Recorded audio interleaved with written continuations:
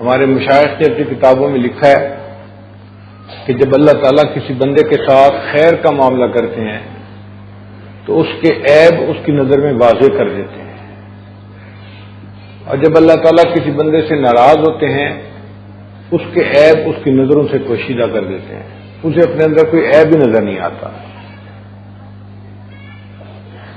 ہمیں ایک مرتبہ زندگی میں تجربہ ہوا، ایک انجینئر صاحب تھے جن کی زندگی بہت ہی فسق فجور والی تھی۔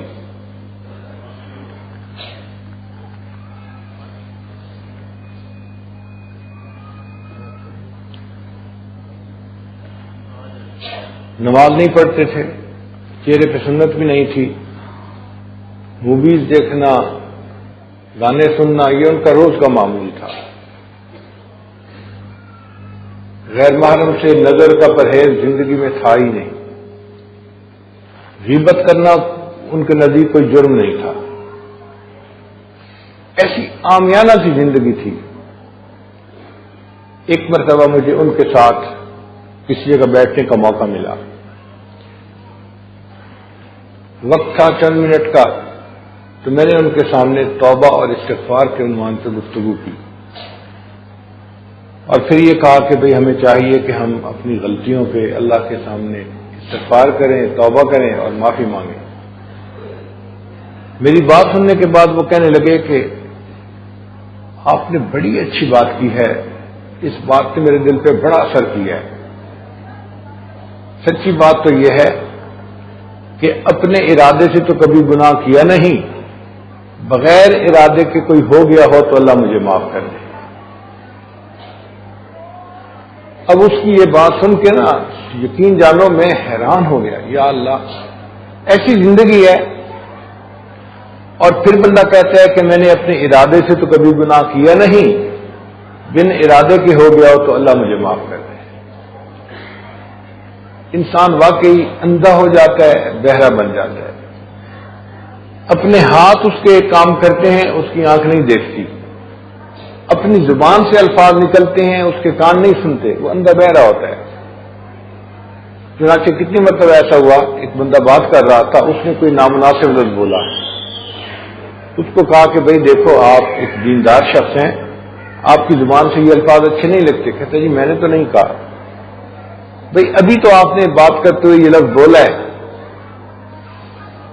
تو یوں لگتا ہے کہ انسان ایسا اندھا اور بہرا بن جاتا ہے، اسے اپنی بات کا خود نہیں پتہ چلتا، اور یہ اللہ تعالیٰ کی ناراضگی کی علامت ہوتی ہے۔ اللہ تعالیٰ اس بندے سے ناراض ہیں، اسے اپنے گناہ ہی نظر نہیں آتے۔ جب گناہ ہی نظر نہیں آئیں گے تو وہ توبہ کیسے کرے گا، محروم رہے گا۔ اور جب اللہ تعالیٰ کسی بندے سے خوش ہوتے ہیں، اس کی غلطیوں کو اس کی نظر میں واضح کر دیتے ہیں، اس کو ایک آگ لگ جاتی ہے کہ مجھ سے کیا کچھ غلطی ہو چکی، وہ توبہ کیے بغیر رہ نہیں سکتا۔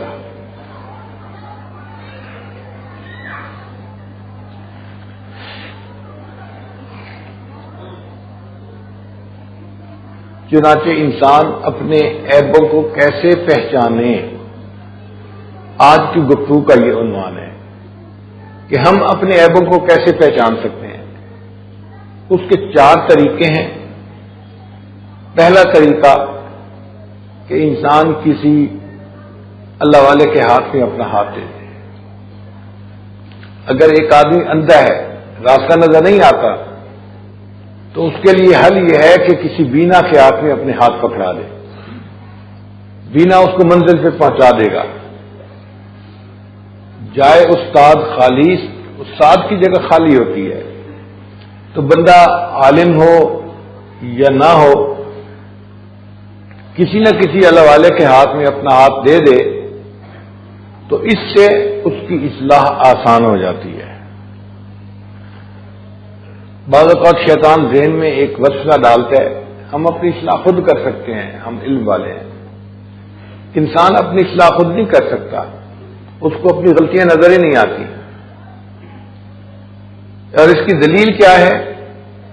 ایک طالب علم جب امتحان دینے کے لیے بیٹھتا ہے تو وہ اپنی نظر میں پیپر کو بالکل ٹھیک ٹھیک حل کرتا ہے۔ اگر اس کو پتا ہو کہ میں غلطی کر رہا ہوں تو وہ کیوں کرے گا غلطی؟ وہ تو فرسٹ آنے کی خواہش رکھتا ہے، وہ تو پاس ہونے کی تمنا کرتا ہے، تو کیوں غلط لکھے گا؟ اپنی نظر میں پورے پیپر میں بالکل ٹھیک ٹھیک جواب لکھتا ہے، اور جب وہی پیپر استاد کے ہاتھ میں جاتا ہے تو استاد اس کو کاٹ کے اس کے نمبر کم کر دیتا ہے اور شاگرد فیل ہو جاتا ہے، اور پھر وہ ایکسپٹ کرتا ہے کہ ہاں استاد نے مجھے فیل کیا، واقعی اس نے ٹھیک کیا۔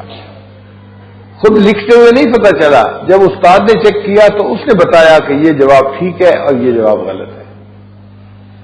اسی طرح انسان کے اپنے اعمال کا حال ہے کہ خود پتہ نہیں چلتا، شیخ بتاتا ہے کہ تمہارے اس عمل میں ریا ہے، تمہارا اس علم سے تکبر ہے جو ہے ظاہر ہوتا ہے، تمہاری یہ بات تمہاری اس بیماری کی علامت ہے۔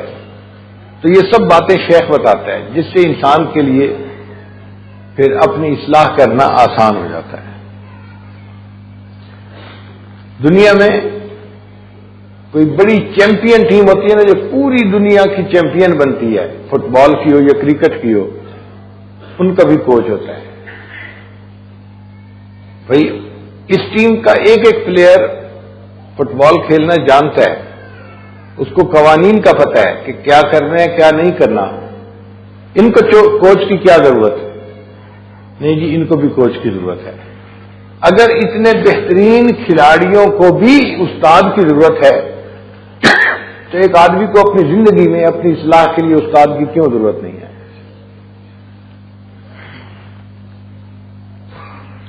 اللہ تعالیٰ نے نبی علیہ الصلوۃ والسلام کی تربیت فرمائی اور نبی علیہ الصلوۃ والسلام نے صحابہ کرام کی تربیت فرمائی۔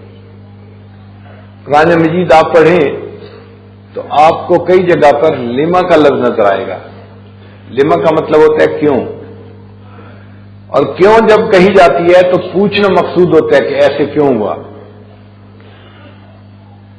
تو اللہ تعالیٰ نے نبی علیہ الصلوۃ والسلام سے بعض باتوں میں لما کے ساتھ خطاب کیا، اور اسی لفظ کے ساتھ مومنین سے بھی خطاب کیا، مگر فرق ہے کہ جب نبی علیہ الصلوۃ والسلام سے خطاب کیا تو یہ پہلے مغفرت کی خوشخبری دے دی یا خطاب کے ساتھ مغفرت کی خوشخبری دے دی؟ کیونکہ اللہ رب العزت جانتے تھے کہ نبی علیہ الصلوۃ والسلام کے دل میں اتنی خشیت تھی کہ بغیر مغفرت کی خوشخبری کے لما سے خطاب کر دیا تو شاید برداشت کرنا مشکل ہو جائے گا۔ اس لیے فرمایا اف اللہ عنک لما اذنت لهم، اللہ آپ کو معاف کر دے، آپ نے ان کو کیوں اجازت دی؟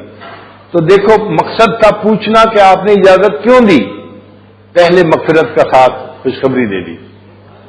اف اللہ عنک لما اذنت لهم۔ دوسری جگہ اللہ تعالیٰ پوچھنا چاہتے ہیں اپنے محبوب صلی اللہ علیہ وسلم سے تو فرماتے ہیں یا ایھا النبی لما تحرم ما احل اللہ لک تبتغی مرضات ازواجک واللہ غفور الرحیم۔ تو دیکھو بات کے آخر پہ بتا دیا کہ اللہ غفور الرحیم ہے، وہ معاف کر دے گا، مگر آپ نے ایسا کیوں کیا؟ اور یہی لما کا لفظ اللہ تعالیٰ نے عام مومنین سے مخاطب ہو کے فرمایا، وہاں مغفرت کا وعدہ نہیں، صرف یہ کہا کہ جو بات کو سن کے اپنی اصلاح کر لے گا ہم مغفرت کر دیں گے، اگر نہیں کرے گا تو ہم اس کو سزا دیں گے۔ یا ایھا الذین آمنوا، اے ایمان والو، لم تقولون ما لا تفعلون، تم وہ بات کیوں کہتے ہو جو تم کرتے نہیں؟ کبر مقتا عند اللہ ان تقولوا ما لا تفعلون۔ دیکھو یہاں مغفرت کی خوشخبری کوئی نہیں ہے، صرف پوچھا ہے اور بڑے شاہانہ انداز سے پوچھا ہے۔ بتانا مقصد تھا کہ تم ایسا کیوں کرتے ہو، اب سیدھے ہو جاؤ، سیدھے ہو جاؤ گے تو بخشش ہو جائے گی، نہیں ہو جاؤ گے تو پھر تمہیں جوتے لگ جائیں گے۔ تو صحابہ کرام کی تربیت نبی علیہ السلام نے فرمائی، اور یہ تربیت ہر بندے کو ضروری ہوتی ہے۔ اس لیے اللہ تعالیٰ قرآن میں فرماتے ہیں یا ایھا الذین آمنوا اتقوا اللہ وکونوا مع الصادقین، اے ایمان والو اللہ سے ڈرو اور سچوں کے ساتھ رہو، اللہ والوں کے ساتھ رہو۔ ان کے ساتھ رہنے سے تربیت ہونا آسان ہوتی ہے، وہ انسان کو انسان بناتے ہیں، انسان کو تربیت دیتے ہیں اور ایک جانور کو صحیح معنوں میں اچھا انسان بنا دیتے ہیں۔ جب بندہ ان کے پاس آتا ہے تو بالکل جانوروں والا حال ہوتا ہے، اور چند دن کی صحبت سے اس کے اخلاق بدل جاتے ہیں، عادات بدل جاتی ہیں، اور وہ ایک اچھے اخلاق والا انسان بن جائے گا۔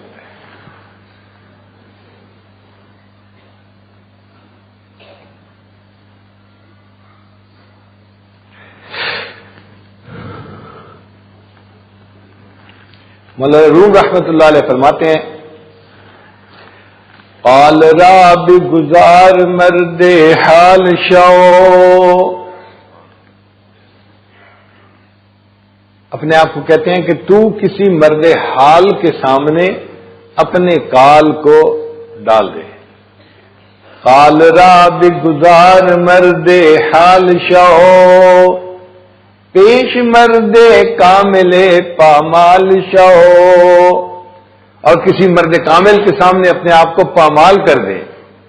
صد کتاب و صد ورق در نار کن، جان و دل را جانب دلدار کن، 100 کتابوں اور 100 ورقوں کو بے شک تو آگ میں ڈال دے، اپنے دل اپنی جان کو اپنے رب کے حوالے کر دے۔ تو انسان اپنے دل کو اللہ کے حوالے کر دے، اس کی اصلاح تب ہوتی ہے۔ اگر کوئی شعیب آئے میسر، شبانی سے کلیمی 2 قدم ہے۔ موسیٰ علیہ السلام بکریاں چراتے تھے، وہ کہتے ہیں کہ بکریاں چرانے سے کلیم بننا یہ 2 قدم کا فاصلہ ہے۔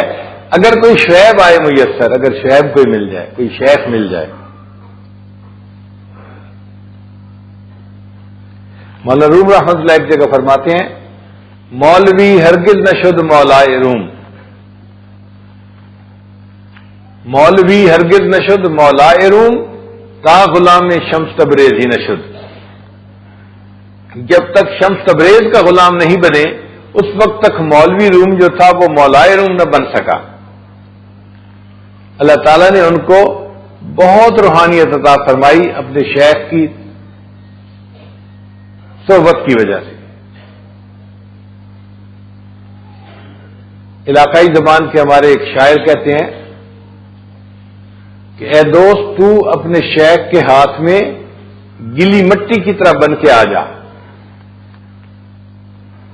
جیسے گیلی مٹی ہوتی ہے نا، تو گیلی مٹی بن کے اپنے شیخ کے ہاتھ میں آ جا، وہ تمہاری شکل ایک پیالے کی شکل میں ڈھال دیں گے، تمہیں پیالے کی شکل میں ڈھال دیں گے۔ پھر اس مٹی کے پیالے کو وہ آگ کے اندر ڈالیں گے اور تجھے یہ مجاہدہ برداشت کرنا پڑے گا۔ اگر تو پک کے تیار ہو جائے گا تو پھر تجھے اپنا مقصود حاصل ہو جائے گا۔ مٹی بن کے کمیار دے وس پئیے، تے پیالے والڑا بھیس وٹا لئیے۔ مٹی بن کے کمیار دے وس پئیے، تے پیالے والڑا بھیس وٹا لئیے۔ جے قسمت نال پک کے توڑ چڑھیے، تے مزہ یار دے لباں دا پا لئیے۔ اگر اس آگ میں پک کے ہم پیالہ بن گئے تو پھر وہ بھی دن آئے گا کہ جب یار کے لبوں سے ہمیں بھی لگنے کا موقع مل جائے گا۔ تو یہ مجاہدہ برداشت کرنا پڑتا ہے، اور اس طرح انسان کی تربیت ہوتی ہے۔ جو لوگ حج پہ جاتے ہیں وہ جانتے ہیں کہ وہاں پہ مینا سے عرفات جاتے ہوئے یا واپس آتے ہوئے بسوں پہ جاتے ہیں حاجی لوگ۔ ہر بس کے ساتھ ایک مرشد ہوتا ہے، اس کا نام انہوں نے مرشد ہی رکھا ہوا ہوتا ہے۔ عربی لوگ کہتے ہیں کہ حاجی نہیں جا سکتے جب تک مرشد نہیں آئے گا۔ تو میں نے ایک دفعہ پوچھا ایک عربی سے کہ بھئی مرشد کون ہوتا ہے؟ وہ کہنے لگے جی وہ راستہ دکھاتا ہے، اس کو پتہ ہے کہ حج کے دنوں میں کون سے راستے بند ہیں کون سے کھلے ہیں۔ وہ چونکہ راستوں سے واقف ہے تو بس کو بڑے آرام سے وہ ایک خیمے سے دوسرے خیمے تک پہنچا دیتا ہے۔ تو بھئی ہماری زبان میں بھی مرشد اسی بندے کو کہتے ہیں جو اللہ تعالیٰ تک پہنچنے کا راستہ جانتا ہے، خود پہنچ چکا ہے، وہ مرید کا ہاتھ پکڑتا ہے اور اسے بڑے آسانی کے ساتھ اللہ رب العزت کی منزل تک پہنچا دیتا ہے۔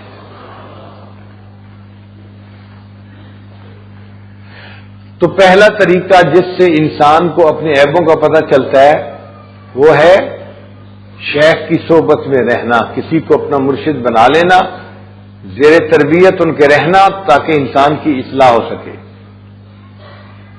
بایزید بستامی رحمۃ اللہ کا ایک مرید تھا، وہ خواب میں روزانہ جنت کی سیر کرتا، ڈیلی وہ رات جنت کی سیر کرتا۔ اس نے لوگوں کو بتانا شروع کر دیا، میں تو روز جنت کی سیر کرتا ہوں، یہ دیکھتا ہوں، یہ دیکھتا ہوں، یہ دیکھتا ہوں، پوری رات جنت کے نظارے دیکھتا رہتا ہوں۔ بایزید بستامی رحمۃ اللہ کو بھی بات کا پتہ چلا، وہ سمجھ گئے کہ شیطان اس بہانے اس کے اندر عجب پیدا کرنا چاہتا ہے، خود پسندی پیدا کرنا چاہتا ہے، اور جب خود پسندی پیدا ہو گئی تو یہ بندہ تباہ ہو جائے گا۔ اتفاقاً ایک دن وہ مرید حضرت کو ملنے کے لیے آ گیا، تو حضرت نے اس سے پوچھ لیا، میں نے سنا ہے آپ خواب میں جنت دیکھتے ہیں؟ اس نے کہا جی، میرے اوپر اللہ کا بڑا فضل ہے، بڑا کرم ہے، اللہ کی خاص نظر ہے میرے اوپر، میں تو بس رات کو سوتا ہوں تو جنت کی سیر ہی کرتا رہتا ہوں۔ حضرت نے بات سن کے فرمایا، اچھا اب اگر تو جنت دیکھے نا تو اس وقت لا حول ولا قوت الا باللہ پڑھ لیا کرنا۔ اس کو دل میں برا لگا کہ میرے شیخ میرے ساتھ جیلس ہو گئے ہیں، حسد کر رہے ہیں،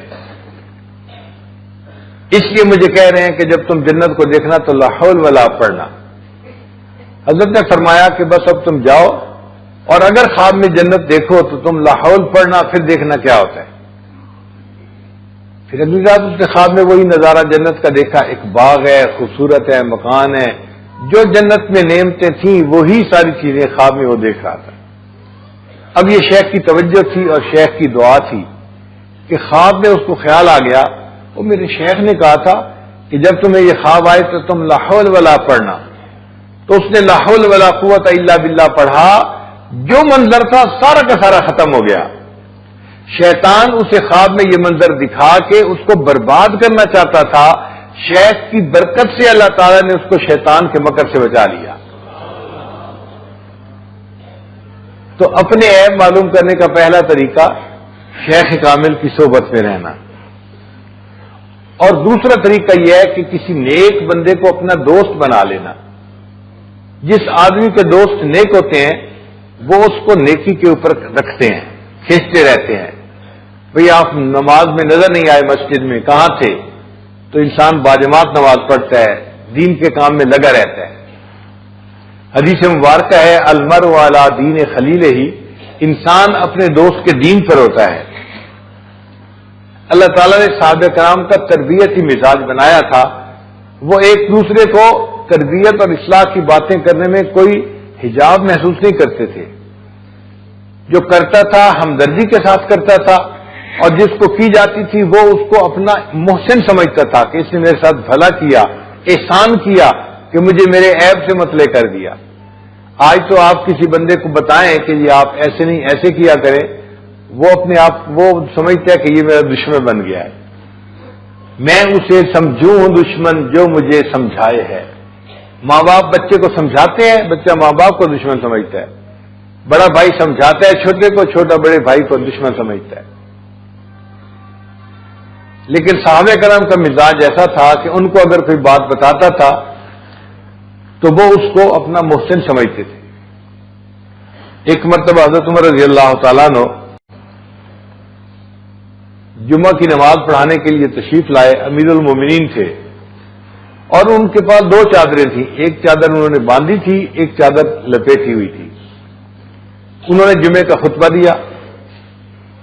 جمعے کا خطبہ دینے کے بعد ایک بوڑھا آدمی کھڑا ہوا، امیر المومنین ہم آپ کی بات نہیں مانا کریں گے، آپ ہمیں یہ بتائیں کہ سب لوگوں میں ایک ایک چادر تقسیم ہوئی ہے بیت المال کی طرف سے، تو آپ کے پاس دو چادریں کیوں آ گئیں؟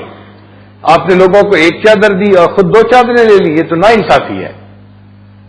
تو حضرت عمر رضی اللہ عنہ نے یہ سنا، آپ ان سے ناراض نہیں ہوئے۔ آپ کے بیٹے عبداللہ ابن عمر رضی اللہ عنہ سامنے بیٹھے تھے، آپ نے ان کو کہا کہ بھئی آپ اٹھ کے بتائیں۔ تو عبداللہ ابن عمر رضی اللہ عنہ اٹھے اور انہوں نے کہا کہ دیکھو بھائی، ایک ایک چادر سب میں تقسیم ہوئی، میرے والد کو بھی ایک چادر ملی، مجھے بھی ایک چادر ملی، مگر میں نے اپنی چادر کا تحفہ اپنے والد کو پیش کر دیا، اس لیے ان کے پاس 2 چادریں ہیں۔ تو دیکھیے عمر لانو کو مجمع کے اندر ٹوکا گیا اور عمر لانو نے اس پر کوئی ناراضگی کا اظہار نہیں فرمایا۔ اسی لیے حضرت عمر لانو جس بندے کو گورنر بناتے تھے اس کی رپورٹ لیا کرتے تھے کہ بھئی کیسا کام کر رہا ہے، تاکہ اگر سمجھانے کی ضرورت پیش آئے تو اس کو سمجھا دیا جائے۔ ایک مرتبہ ایک صحابی تھے جو شام کا ایک شہر ہے حمص، اس کے گورنر تھے، ان کا نام تھا حضرت سعید رضی اللہ تعالیٰ عنہ۔ حضرت عمر لانو ان کے علاقے میں گئے، لوگوں سے بات چیت کی، بھئی سناؤ گورنر صاحب کیسا کام کر رہے ہیں؟ لوگ نے کہا جی بہت اچھے انسان ہے، بہت نیک انسان ہے، بہت رقیق القلب انسان ہے، اچھے اخلاق والے انسان ہیں، ہم ان کی تعریف کا حق ادا کر ہی نہیں سکتے جس سے اچھے انسان ہیں، لیکن ان کی 3 باتوں پہ ہمیں اعتراض ہے۔ حضرت عمر لانو نے پوچھا بھئی کون سی 3 باتیں؟ جی پہلی بات تو یہ کہ وہ صبح لیٹ آتے ہیں اپنے دفتر میں، یہی 8 بجے دفتر کھل جانا چاہیے، مگر وہ تو جی 11 بجے دفتر آتے ہیں، لیٹ آتے ہیں، ہمیں سمجھ نہیں آتی کہ وہ لیٹ کیوں آتے ہیں اپنے دفتر میں۔ دوسرا وہ دن کو تو سارے لوگوں کی باتیں سنتے ہیں، ان کے کام کرتے ہیں، کہتے ہیں رات کو میرے پاس کوئی نہ آیا کرے، رات کو کسی کی رپورٹ نہیں سنتے، کسی کو ملنے کا موقع نہیں دیتے، یہ بھی ہمیں سمجھ میں نہیں آتا۔ اور تیسرا یہ کہ جمعہ کا دن وہ چھٹی کرتے ہیں اور کہتے ہیں کہ جمعے کے دن میں نے دفتر کا کوئی کام نہیں کرنا، تو ہمیں یہ بات بھی سمجھ میں نہیں آتی۔ حضرت عمر لانو نے کہا اچھا میں ان سے ملوں گا تو پوچھوں گا۔ حضرت عمر لانو کی ملاقات ہوئی تو امیر المومنین نے پوچھا کہ آپ کے اندر یہ 3 باتیں کیوں ہیں؟ ان کا حضرت بات یہ ہے کہ میرے گھر میں کوئی میرا خادم نہیں ہے، میں اپنے گھر کے کام گورنر ہو کر خود اپنے ہاتھوں سے کرتا ہوں، صبح اٹھتا ہوں، گھر کی صفائی کرتا ہوں، اپنے برتن دھوتا ہوں، اپنا کھانا بناتا ہوں، خود سارے کام کرتا ہوں، اور اس میں مجھے تھوڑا ٹائم لگتا ہے، تو میں دن میں تقریباً 11 بجے فارغ ہوتا ہوں کام کر کے، اور اس کے بعد میں دفتر آ جاتا ہوں دفتر کے کام کرنے کے لیے۔ حضرت عمر لانو نے پوچھا کہ یہ بتاؤ کہ دن میں تو آپ لوگوں کی باتیں سنتے ہو، رات میں لوگوں کی باتیں نہیں سنتے؟ ان کا امیر المومنین میں نے اپنی زندگی کے وقت کو تقسیم کیا ہوا ہے، دن کا وقت میں نے اللہ کے بندوں کے لیے تقسیم کر دیا ہے، اور رات کے وقت میں نے اپنے اللہ کے لیے جو ہے نا وہ چن لیا ہے، تو پوری رات میں اپنے رب کی عبادت کرتا ہوں، اس لیے میں رات کو کسی بندے سے نہیں ملتا۔ عمر لانو مطمئن ہو گئے۔ اچھا یہ بتاؤ کہ جمعے کو چھٹی کیوں کرتے ہو؟ امیر المومنین آپ جو کپڑے میرے اوپر دیکھ رہے ہیں نا، میرے پاس صرف یہی 2 کپڑے ہیں اور کوئی اسپیئر جوڑا نہیں ہے، میں پورا ہفتہ یہ کپڑے پہنتا ہوں تو یہ میلے ہو جاتے ہیں، پھر جب جمعے کا دن آتا ہے تو مجھے ان کپڑوں کو دھونا پڑتا ہے، میں تہبند باندھ لیتا ہوں اور ان کپڑوں کو خود دھو لیتا ہوں اور پھر ان کو خشک کرتا ہوں، پھر میں نہاتا ہوں اور کپڑے بدلتا ہوں۔ اب مجھے اس سارے کام کے لیے دن فارغ چاہیے، اس لیے میں ہفتے میں 1 دن چھٹی کر لیتا ہوں۔ تو عمر لانو فرمانے لگے میں اللہ کا شکر ادا کرتا ہوں کہ جس نے مجھے ایسے بندے گورنر چننے کے لیے توفیق عطا فرمائی کہ جو اللہ کے اتنے نیک بندے ہیں اور تقوی کی زندگی گزارنے والے ہیں۔ حضرت عمر لانو فرمایا کرتے تھے کہ جو شخص میرے پاس میرے عیبوں کا تحفہ لائے گا میں اس کے لیے بخشش کی دعا کروں گا، جو شخص میرے پاس میرے عیبوں کا تحفہ لائے گا میں اس کے لیے بخشش کی دعا کروں گا۔ آج ہمیں کوئی ہماری غلطی بتائے تو ہم فوراً ناراض ہونا شروع ہو جاتے ہیں، ان حضرات کا ریسپانس دیکھو کیسا تھا، جو شخص میرے پاس میرے عیوب کا تحفہ لائے گا میں اس کے لیے بخشش کی دعا کروں گا۔ تو انسان اپنے دوست سے اپنے بھائی سے بھی اپنی اصلاح کا کام لے سکتا ہے۔ اور ایک تیسرا طریقہ ہے اپنے عیبوں کو معلوم کرنے کا، وہ ہے دشمنوں کی زبانی عیب معلوم ہونا۔ ہر بندے کے کچھ دشمن، مخالفین، حاسدین ہوتے ہیں، اور انہوں نے بندے کے اوپر خوردبین لگائی ہوتی ہے، مائکروسکوپ لگائی ہوتی ہے، اور اس کی چھوٹی چھوٹی چیزوں کو پڑھا کر کر کے وہ پیش کر رہے ہوتے ہیں، تو ان کے ذریعے سے بھی بندے کو اپنے عیبوں کا پتہ چلتا ہے۔ بعض بزرگوں نے کتابوں میں لکھا ہے جب اللہ تعالیٰ کسی بندے کی دعا قبول کرتے ہیں اس کے اوپر تھانے دار کو متعین کر دیتے ہیں۔ تھانے دار کا کیا مطلب؟ قریبی دوستوں میں، عزیزوں میں، رشتہ داروں میں کوئی بندہ ایسا ہوتا ہے جو ان کی ایک ایک بات پہ نظر رکھتا ہے اور اچھائی بیان کرے یا نہ کرے ان کی برائی ضرور بیان کرتا ہے۔ تو یہ جو تھانے دار متعین ہیں ان سے بھی انسان فائدہ اٹھائے کہ بھئی اگر وہ کوئی بات کر رہے ہیں تو انہوں نے پر کا ہی پرندہ بنایا ہوگا تو پر کیوں تھا، مجھے پر کو بھی ختم کرنا ہے۔ تو ان حاسدین اور مخالفین کی زبانی بھی انسان اپنے عیب معلوم کر سکتا ہے۔ حضرت مولانا رشید احمد گنگوئی رحمۃ اللہ علیہ آخری عمر میں موتیا بند آنے کی وجہ سے نابینا ہو گئے تھے، خود کتاب کا مطالعہ نہیں کر سکتے تھے، تو وہ ایک شاگرد کو ساتھ رکھتے تھے اور جو ڈاک آتی تھی وہ ڈاک اس کو کہتے تھے پڑھ کے سناؤ اور اس کا جواب لکھوا دیا کرتے تھے۔ اب جو خطوط تھے ان میں کئی مرتبہ مخالفین کے خط بھی ہوتے تھے اور مخالفین خوب ان کو گالیاں نکالتے تھے۔ اب شاگرد کے لیے ایسی تحریر کو پڑھنا مشکل تھا۔ ایک دن اس نے کہا کہ حضرت میں ان مخالفین کا خط پڑھ کے آپ کو نہیں سناؤں گا، یہ بدتمیز لوگ، بے قدرے لوگ ہیں، ان کو آپ کا پتہ ہی نہیں کہ اللہ نے آپ کو تو بڑا علم عطا فرمایا ہے، یہ آپ کے بارے میں ایسے زبان چلاتے ہیں اور غلط باتیں لکھتے ہیں، مجھے پڑھنا بھی مشکل نظر آتا ہے۔ حضرت پھر اس بچے کو کہتے نہیں تم مجھے سناؤ۔ ایک دن اس نے کہا کہ حضرت آپ مخالفین کے خط کیوں سنتے ہیں؟ حضرت نے فرمایا اس لیے ہو سکتا ہے اس نے کسی ایسی بات کی نشاندہی کی ہو جس کی طرف میری توجہ نہ ہو، اس کی بات سن کے مجھے اپنی غلطی کو ٹھیک کرنے کا موقع مل جائے گا۔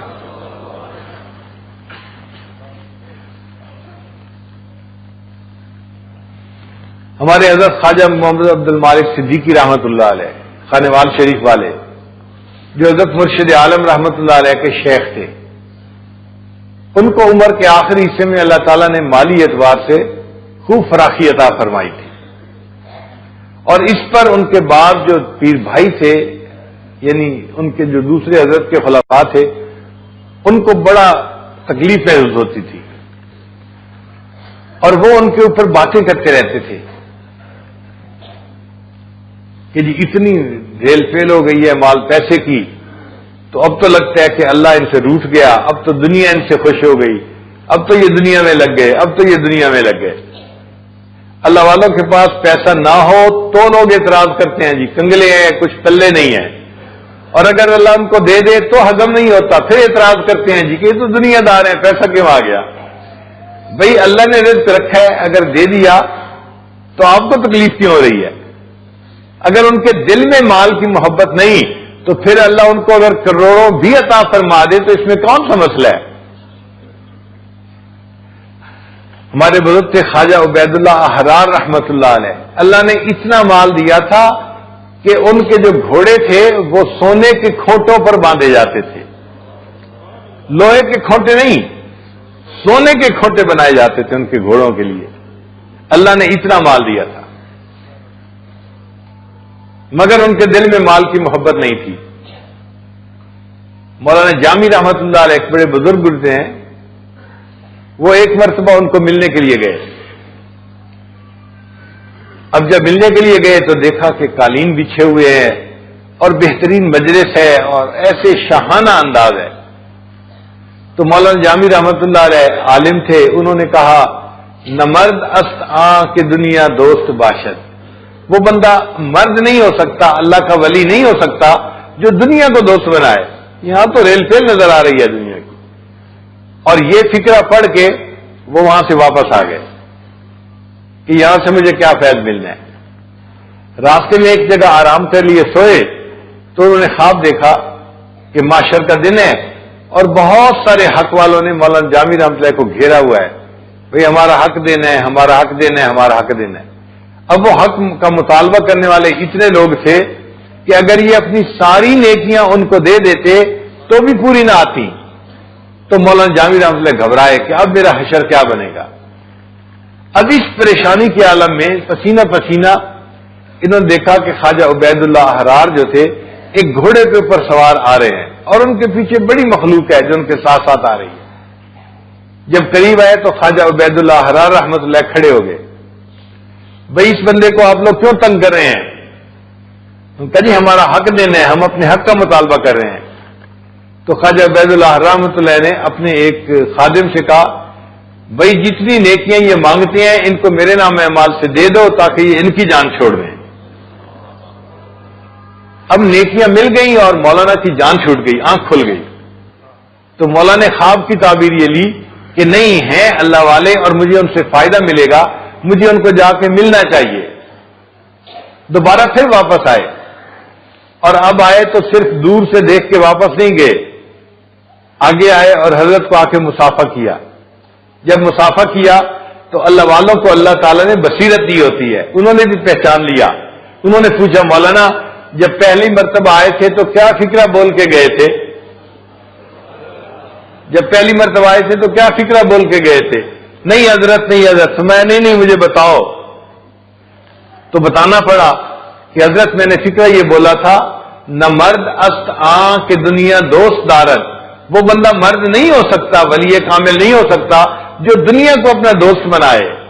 تو حضرت نے فکرے کے جو ہے نا شعر مکمل کر دیا. فرمایا اگر دارد برائے دوست دارد، اگر دنیا بندے کے پاس ہو تو اللہ کے لیے ہو، اپنے نفس کی وجہ سے نہ ہو. تو پھر مولانا جامی رحمۃ اللہ نے ان سے بیعت کر لی اور پھر اللہ نے ان کے علم کے فیض کو خوب پہنچایا. آپ دیکھتے ہی ہیں آج لوگ شرح جامی پڑھتے ہیں. تو حضرت خواجہ عبد المالک صدیقی رحمۃ اللہ کا بھی معاملہ ایسا ہی تھا کہ آخری عمر میں اللہ تعالیٰ نے ان کے لیے فتح الباب کر دیا تھا، برکات کھول دی تھی.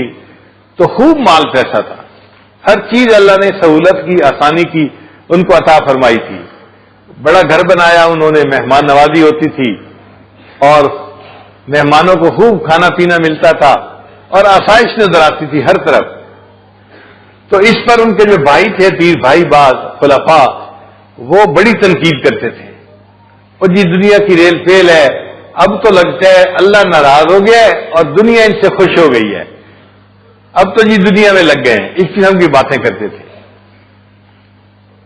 ایک آدمی تھا وہ کسی شہر میں رہتا تھا، ملتان شہر میں. تو وہ حضرت صدیقی رحمۃ اللہ کو ملنے کے لیے آیا. اس نے دل میں سوچا کہ مسجد کے امام صاحب جو ہیں وہ حضرت کے پیر بھائی ہیں اور وہ بھی اپنے شیخ کے خلیفہ ہیں جیسے حضرت خلیفہ ہیں، تو میں ان کو بتا دوں کہ میں حضرت کو ملنے جا رہا ہوں. تو اس نے مسجد کے امام صاحب کو بتا دیا کہ جی میں خواجہ عبد المالک صدیقی رحمۃ اللہ کو ملنے کے لیے جا رہا ہوں. تو انہوں نے کہا کہ اچھا اپنے پیر کو میری طرف سے یہ کہہ دینا کہ دنیا اور آخرت دو بہنیں ہیں، ایک سے جب نکاح ہوتا ہے تو دوسری حرام ہو جاتی ہے.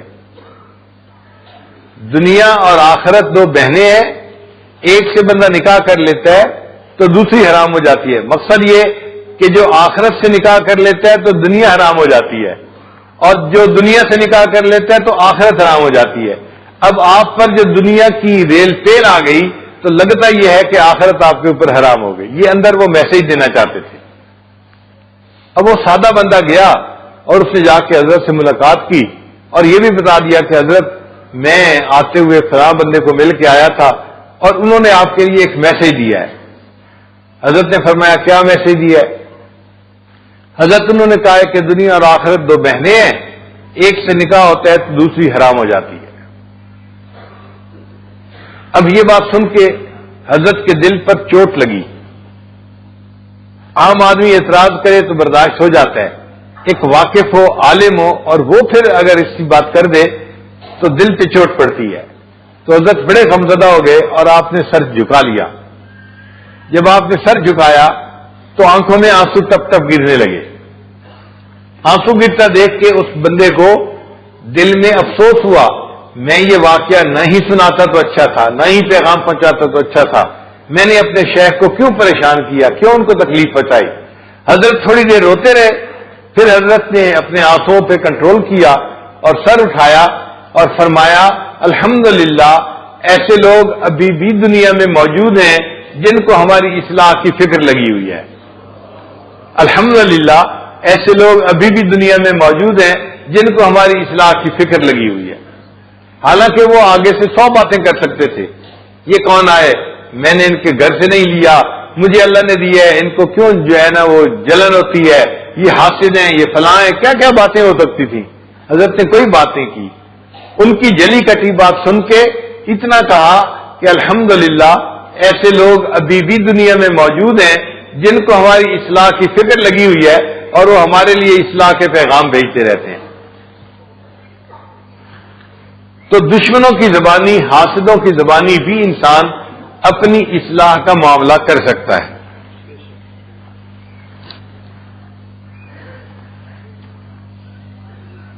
چوتھا طریقہ ہے دوسروں کی غلطیوں سے عبرت پکڑنا. جو عقل مند لوگ ہوتا ہے، سعید بندہ ہوتا ہے، وہ دوسرے کی غلطی سے سبق سیکھ لیتا ہے کہ بھئی فلاں نے ایسا کیا اور اس کو ذلت ملی، میں نے ایسا نہیں کرنا. اور جب بیوقوف ہوتا ہے وہ اپنی غلطی سے بھی نہیں سیکھتا. شریعت نے جو حکم دیا کہ اگر حد قائم کی جائے کسی بندے پر قتل کی، زنا کی، تو مجمع کو اکٹھا ہونا چاہیے. تو مجمع کو شریعت نے اکٹھا ہونے کی کیوں حکم دیا؟ اس لیے کہ دیکھنے والے عبرت پکڑیں، اس بندے نے یہ گناہ کیا تھا، اس کو یہ ذلت ملی، تو بھئی میں نے یہ گناہ نہیں کرنا. تو عبرت پکڑنے کے لیے شریعت نے ایسا کہا.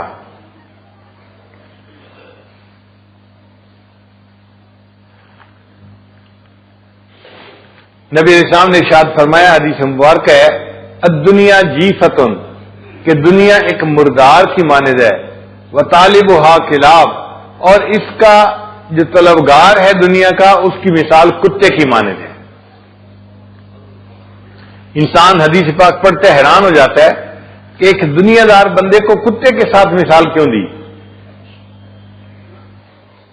دیکھیے مردار کو کوا بھی نوچتا ہے، کتا بھی کھاتا ہے، مگر دونوں میں فرق ہوتا ہے.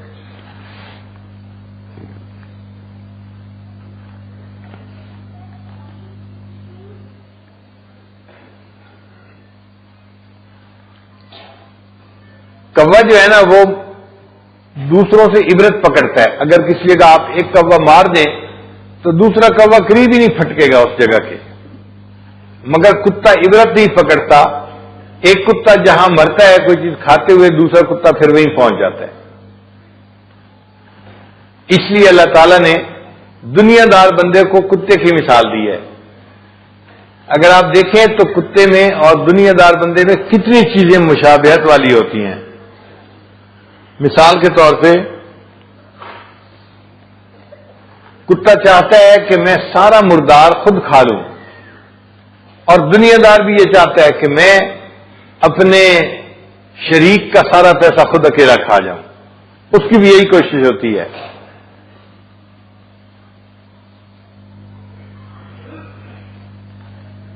کتا گوشت بھی کھاتا ہے اور ہڈیوں کو بھی چوستا ہے، اور دنیا دار بندہ وہ بھی اس کا مال بھی کھاتا ہے اور اس کے اوپر سود بھی کھا جاتا ہے. پھر کتے کے اندر ایک بات دیکھی ہے کہ یہ کسی مردار کو اگر دن میں کھاتا ہے تو رات کو وہاں سے جاتا نہیں، پہرا دیتا ہے کہ کوئی اور آ کے نہ کھائے، دوسرے کو نہیں کھانے دیتا. اور دنیا دار بندے کا بھی یہی حال ہے. وہ اگر کسی کا پیسہ کھاتا ہے تو خود کھاتا ہے، دوسرے بندے کو اس کا پیسہ نہیں کھانے دیتا. تو مشابہت بہت ہے آپس میں. اس لیے محدثین نے لکھا کہ نبی علیہ السلام نے دنیا دار بندے کی مثال کتے کے ساتھ دی ہے. پھر جس طرح کتا مردار تو کھاتا ہے، اس کا پیٹ نہیں بھرتا، دنیا دار بندہ دوسرے کا مال کھاتا ہے، اس کا پیٹ نہیں بھرتا، اور اس کے دل میں لگی رہتی ہے.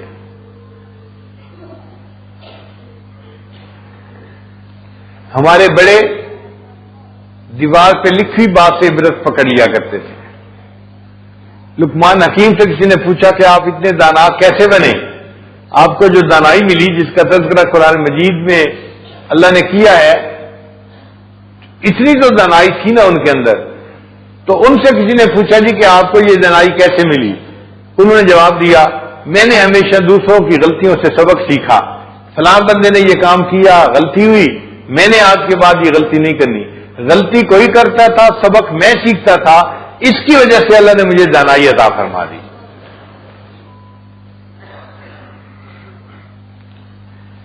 اور ایک پانچواں طریقہ ہے اپنے عیب معلوم کرنے کا، وہ ہے اپنا محاسبہ کرنا۔ حاسبو قبل ان تحاسبو، حدیث پاک میں فرمایا کہ تم اپنا محاسبہ کرو اس سے پہلے کہ تمہارا محاسبہ کیا جائے۔ تو انسان اپنے بارے میں خود سوچے بیٹھ کے، اللہ تعالیٰ بندے پر مہربانی فرما دیتے ہیں اور اس کے عیب اس کی نظر میں واضح فرما دیتے ہیں۔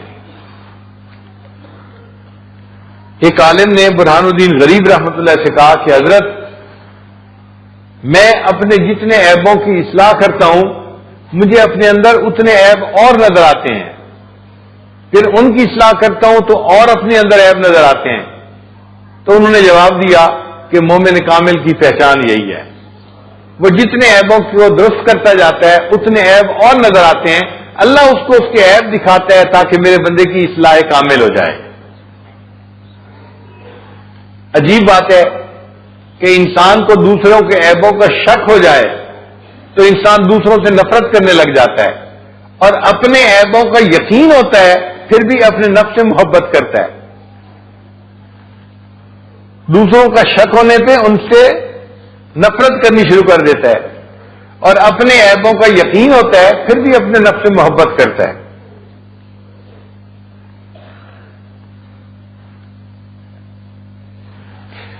امام ربانی حضرت مجدد ثانی رحمۃ اللہ نے فرمایا ہے کہ بندے کو چاہیے کہ اپنے کو دوسروں سے کمتر سمجھے، اپنے کو دوسروں سے کمتر سمجھے۔ فرمایا عمر میں چھوٹا ہو یا بڑا ہو، نیک ہو یا بد ہو، اگر کوئی چھوٹا ہے اس سے کمتر کیسے سمجھے؟ اس کی مثال یہ ہے کہ ذہن میں یہ سوچے اس کی تو عمر ہی چھوٹی ہے، اس نے تو ابھی اتنے گناہ کیے ہی نہیں جتنے گناہ میں کر چکا ہوں، تو مجھ سے تو یہ بندہ زیادہ بہتر ہے، کم عمر ہونے کی وجہ سے اس کو گناہ کا موقع ہی نہیں ملا۔ اور اگر عمر بڑی ہے تو یہ سوچے کہ اس بندے کو تو اللہ نے نیکیاں کرنے کا بہت لمبا وقت دیا، یہ تو جی 80 سال کا ہو گیا، میری تو پھر عمر ہی 20 سال ہے، تو مجھ سے تو یہ بہت اعلیٰ ہے، میں تو اس کے درجے کو پہنچ ہی نہیں سکتا۔ تو عمر میں بڑے کو بھی اپنے سے اچھا سمجھے اور عمر میں چھوٹے کو بھی اپنے سے اچھا سمجھے۔ پھر فرماتے ہیں کہ نیکوکار کو بھی اپنے سے اچھا سمجھے اور بدکار کو بھی اچھا سمجھے۔ بھئی نیکوکار کو اچھا سمجھنا تو سمجھ میں آتا ہے، بدکار کو کیسے سمجھے اچھا؟ وہ اس لیے کہ اگر وہ بندہ اخلاص کے ساتھ توبہ کر لے گا تو حدیث پاک میں ہے اللہ تعالیٰ اس کے گناہوں کو اس کی نیکیوں میں تبدیل فرما دیں گے، تو جو سب سے بدکار ہوگا وہ سب سے زیادہ نیکوکار بن جائے گا۔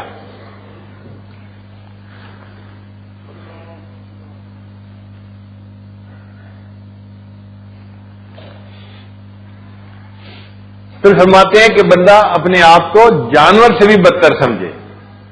اب اس بات کو ہضم کرنا ذرا مشکل ہے، جی ہم اشرف المخلوقات ہیں، انسان ہیں، تو جانور سے تو ہم بہتر ہیں نا، واقعی بات تو ایسی سمجھ میں آتی ہے، لیکن اللہ والے کہتے ہیں کہ نہیں، تم جانور کی زندگی کو دیکھو، وہ تم سے زیادہ صفات رکھتا ہے، تمہارے اندر اتنی صفات نہیں، وہ تم سے زیادہ بہتر ہے۔ علماء نے لکھا ہے کہ کتے کے اندر 10 صفات ایسی ہیں، اگر ان میں سے ایک صفت انسان کے اندر آ جائے، اس ایک صفت کی وجہ سے بندہ اللہ کا ولی بن جائے، اور کتے میں 10 صفات ایسی ہوتی ہیں۔ مثلا کتا ساری زندگی گھر نہیں بناتا، زہد ہوتا ہے اس کے اندر، اور انسان گھر بنا کے رہتا ہے۔ پھر کتا ساری زندگی اپنے مالک کا در نہیں چھوڑتا، اور انسان کو تھوڑی سی پریشانی آتی ہے، سب سے پہلے جو در چھوٹتا ہے وہ مسجد ہوتی ہے، مسجد آنا بند کر دیتا ہے۔ بھئی آج کل آپ مسجد میں نظر نہیں آتے، اور جی کچھ کاروباری پریشانی ہے، دعا کرو ٹھیک ہو جائے پھر میں آ جاؤں گا۔ کیا مطلب کہ پریشانی آئی تو سب سے پہلے ہم نے خدا کا در چھوڑا، گھر جاتے ہیں، رشتہ داروں کے گھر جاتے ہیں، سارے کام کرتے ہیں، بس مسجد جانا بند کر دیا، تو پھر اس لحاظ سے تو کتا ہم سے بہتر ہوا نا جو اپنے مالک کا در نہیں چھوڑتا۔ اچھا، کسی شاعر نے بڑے عجیب اشعار لکھے ہیں، وہ فرماتے ہیں راتی جاگیں تے شیخ سڈاویں، راتی جاگن کتے تیتھوں اتے، راتی جاگیں تے شیخ سڈاویں، راتی جاگن کتے تیتھوں اتے، رکھا سکھا ٹکڑا کھا کے دن جا رکھاں وچ ستے تیتھوں اتے۔ رات ساری رات جاگتا ہے کتا، اور دن میں اس کے لیے کوئی بستر نہیں ہوتا، بلکہ کسی درخت کے نیچے کسی دیوار کے ساتھ ایک لگا کے یہ ایسے زمین پہ لیٹ کے سو جاتا ہے۔ رکھا سکھا ٹکڑا کھا کے دن جا رکھاں وچ ستے تیتھوں اتے، در مالک دا مول نہ چھوڑن باویں مارے 100 جتے تیتھوں اتے۔ اٹھ بلیا تو یار منا لے نہیں تے بازی لے گئے کتے تیتھوں اتے۔ بلے شاہ، کتا ایک مالک کے گھر سے ٹکڑا کھاتا ہے روٹی کا، اور ساری رات جاگ کے اس کے گھر کا پہرا دیتا ہے۔ تو اتنی نعمتیں کھاتا ہے اور رات کو تجھے آخری وقت میں تہجد کی 4 رکعت پڑھنے کی توفیق نہیں ہوتی، تو کتے تو اس سے زیادہ بازی لے گئے۔ کتابوں میں ایک واقعہ لکھا ہے، جاپان میں ایک پروفیسر تھا، اس نے کتا پالا ہوا تھا، تو وہ صبح جب جاتا تھا اپنے کالج میں تو ٹرین پہ سوار ہو کے وہ کالج جاتا تھا، تو کتا اس کے ساتھ ساتھ ٹرین کے اسٹیشن تک جاتا تھا۔ پھر جب چھٹی کا وقت ہوتا اور وہ ٹرین سے آتا تو کتا اسٹیشن پہ جا کے اس کا انتظار کرتا تھا اور اپنے مالک کو لے کے اپنے گھر آتا تھا۔ تو صبح سکول چھوڑنے کے لیے بھی وہ ساتھ جاتا تھا اور شام کو واپس آتے ہوئے بھی ساتھ لے کے آتا تھا۔ اللہ کی شان دیکھیں کہ ایک مرتبہ وہ پروفیسر سکول گیا اور وہاں پہ کوئی ایکسیڈنٹ ہوا اور پروفیسر کی موت واقع ہو گئی۔ کتے کو تو نہیں پتا تھا موت واقع ہو گئی۔ کتا روزانہ اپنے وقت پہ اسٹیشن پہ جاتا تھا اپنے مالک کا انتظار کرنے کے لیے۔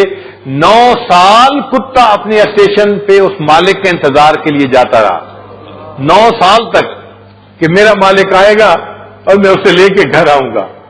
اور اگلے دن صبح کے وقت جاتا کہ شاید میرا مالک اس وقت آئے، وہ صبح بھی جاتا تھا شام بھی جاتا تھا۔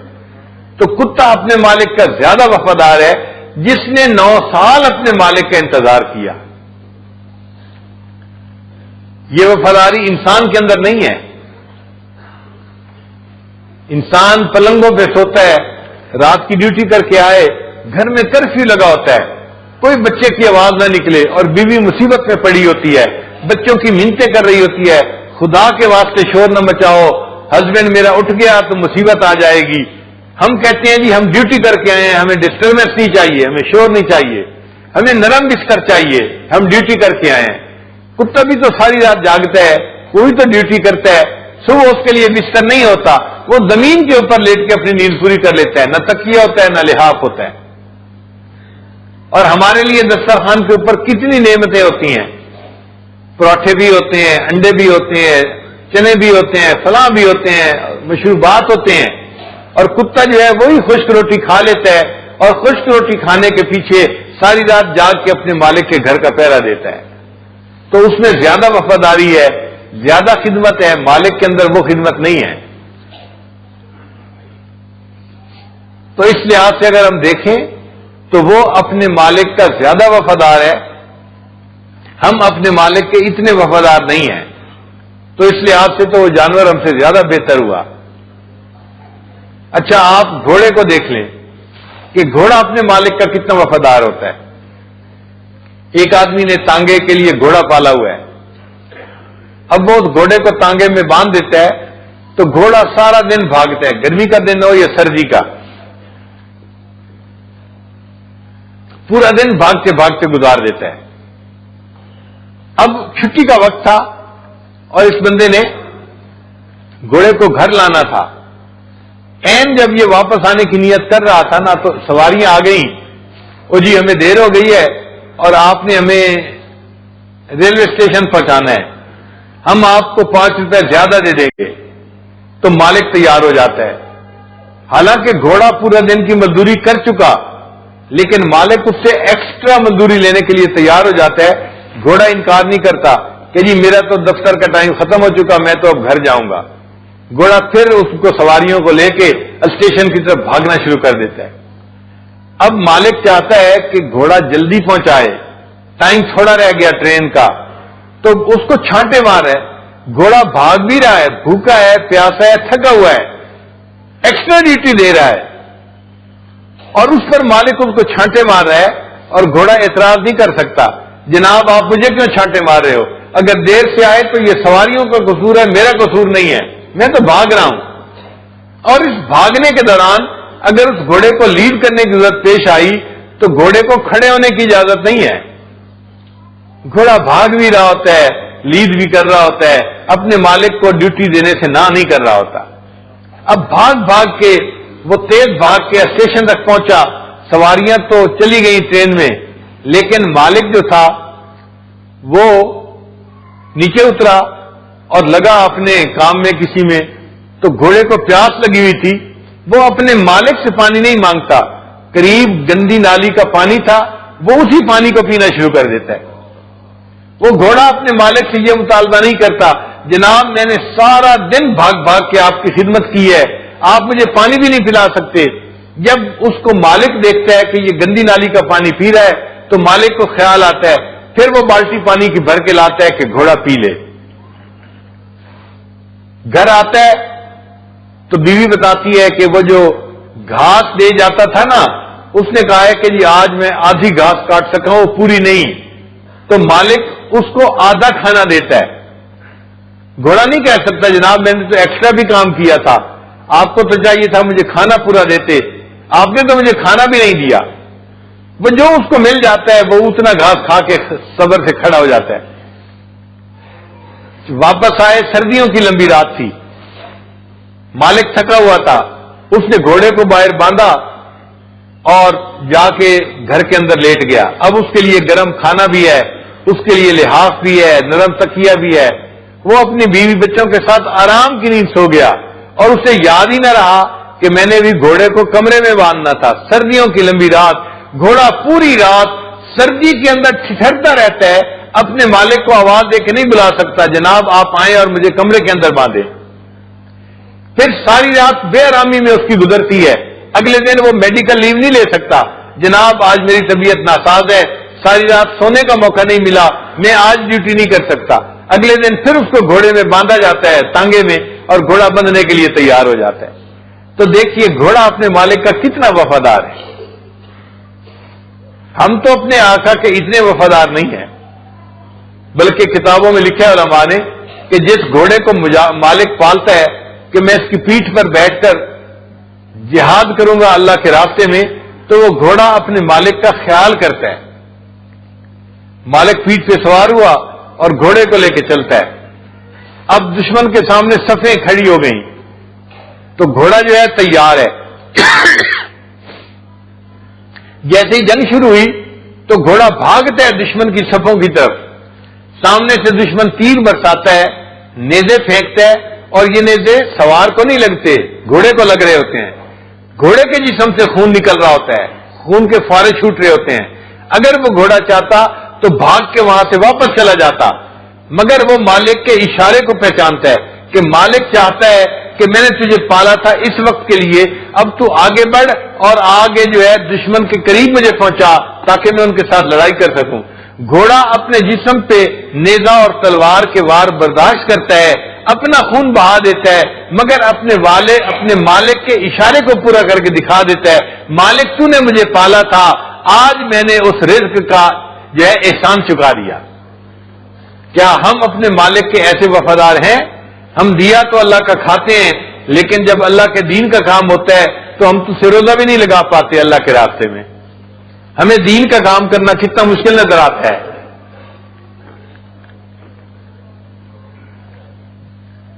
گھوڑے کو دیکھا کہ جب وہ دشمن کے ساتھ لڑتا ہے، سامنے تلوار ہو، نیزہ ہو، توپ ہو، تفنگ ہو، کوئی چیز ہو، اپنی جان پہ کھیل جاتا ہے، مگر مالک کا وہ جو پاؤں کا اشارہ ہوتا ہے نا کہ آگے بڑھنا ہے تو نے، اس کا لحاظ کرتا ہے اور مالک کے بات کو پورا کر کے دکھاتا ہے۔ کاش کہ جتنی وفا گھوڑے کے اندر تھی ہمارے اندر ہوتی تو ہم بھی ایک اچھے انسان بن کے زندگی گزارتے۔ تو اس لحاظ سے دیکھیں تو کتا بھی اپنے مالک کا زیادہ وفادار ہے اور گھوڑا بھی اپنے مالک کا زیادہ وفادار ہے۔ ہمارے اندر یہ خوبیاں نہیں ہیں جو ان کے اندر ہیں۔